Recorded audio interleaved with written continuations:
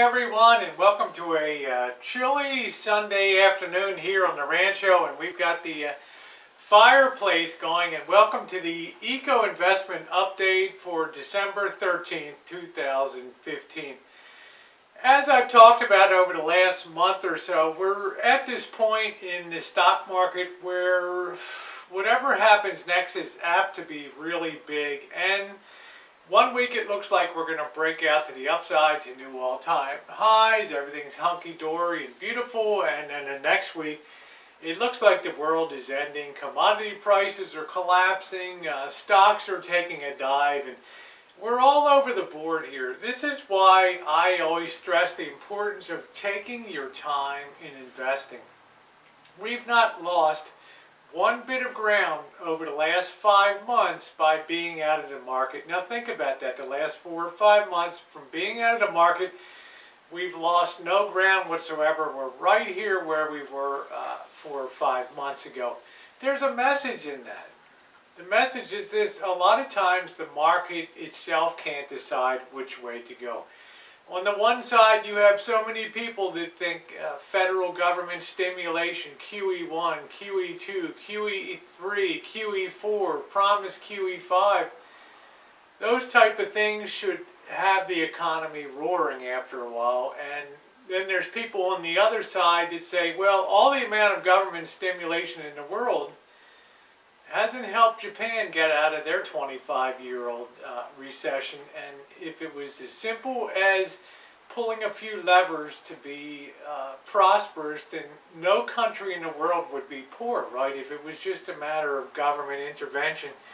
But such is not the case. So we live in this landscape where we have a tug of war going on. In 1 week, the bulls, the people that think things are going great, have the upper hand, and then the next week the bears have the upper hand, with the dynamic that you really don't go anywhere until a day comes when something big breaks, and then all of a sudden everybody's at one side of the boat and the other, and we either soar to a melt up or we just crash down. So we have to be careful. Let's look at the facts that we have now. We have an economy that interest rates have not been raised in almost 10 years. Now think about that, not having an interest rate rise in 10 years. Why? Because the dynamics of the underlying economy here in the United States are weak, just as they're weak in China. And I'll give you a little sideshow thought about China too. Remember, China is a relatively new developing nation, so their ability to even measure, to even gauge what's going on in their economy is virtually absent.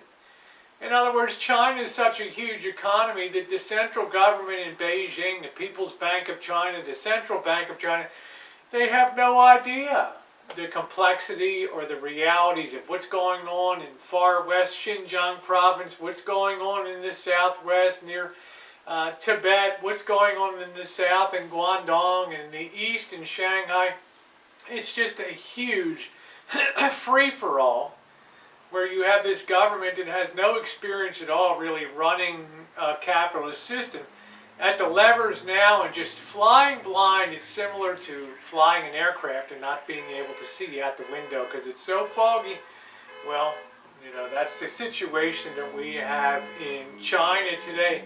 So the upshot of that is we have that depressant on the United States. It's hitting exports from Caterpillar, from Cummins Engine, from some of the big other mining equipment manufacturers.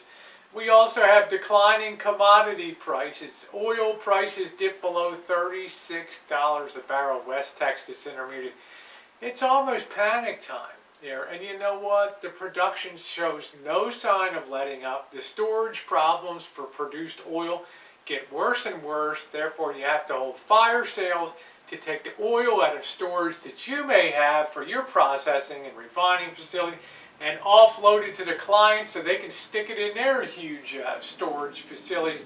So how do you do that? You have major sales. We've got all commodity prices down, down, down, trending down. And that, my friends, is the most worrisome sign for the economy. If the economy was doing well, we'd have the opposite scenario, of a rising commodity prices, the Chicago Board of Trade indexes, CBT indexes, but we don't. Additionally, we have 10-year interest rates, which are still mired at the 2.10 to 2.20% level. There's just nothing going on. There's no demand for money, for borrowing. And we have a rising spread of negative interest rates taking place around the world. In other words, the banks say, you can keep your money safe with us here in our commercial bank, Mr. Big Corporation, but guess what? Every quarter we're going to charge you 1/4 to 1/2% for having us hold your money. Why is that? Because they're not making any margin on lending anymore. They don't want your money. They don't want your money. So we have this huge backup of money from all these QEs and all these other half-baked schemes that have been hatched on the market to try to make things better. And the result is we have tremendous economic dislocations occurring. Now let's think back. My original thesis last year, coming into this year, and probably from the beginning, was nothing will stop a bull market except rising interest rates. Well, that's been the pattern in the past throughout history, but it's also been the pattern that we never had a government like we do today that was so roll up your sleeves and hands into the machinery there trying to get things going with all the quantitative easing, all the money printing. So now I'm starting to think all bets are off in terms of whether rising interest rates kill a market or not. It could just be that everybody sees that suddenly the emperor has no clothes. So think about that. That recognition of that all of a sudden. Throw on top of all that the additional cherry that this is peak retailing season now. All the retailing stocks have just been battered out there because Amazon is eating the retailers' lunch. They're swamped. UPS is swamped. Everybody's shopping online. You're seeing a whole collapse of the traditional retail sector in the United States. And you want to talk about job layoffs coming? Wait till after Christmas when the retail sector of this society kicks out people en masse. It's going to be a bloodbath, and I'll tell you, it's not going to be a Merry Christmas. It'll be a Merry Christmas for those that still understand what the meaning of the season is. Peace to all, goodwill to men. Thanks for watching, everybody. I'll see you in a couple weeks just after Christmas, and I do wish you a beautiful Christmas and Hanukkah season, and see you in a couple weeks. Thumbs up are appreciated, and comments are most welcome.